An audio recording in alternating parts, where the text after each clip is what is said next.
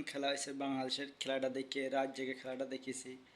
খেলাটা দেখতে তো খুব খারাপ লাগছিল, কারণ রাত আমাদের কাছে যখন 3:30 বাজে তখন খেলা দেখছিলাম।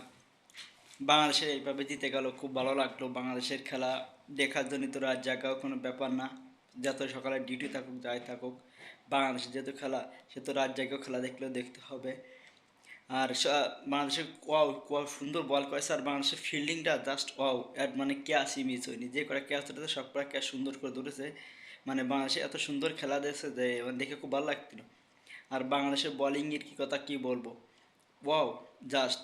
আর বাংলাদেশের ব্যাটিংয়ে তো সেই একের পর এক আউট হয়ে যাওয়া, একজনের সিরিয়াল আউট হয়ে যাওয়া, এইটাই তো বাংলাদেশের নীতি নিয়ম হয়ে গেছে বাংলাদেশের। এইভাবে আছে বাংলাদেশের প্লেয়াররা সব আউট হয়।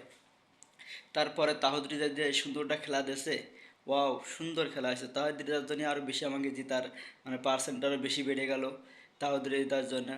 আর মাহমুদুল্লাহ রিয়াদের কথা আর কি বলবো, সে তো অসাধারণ অমায়িক।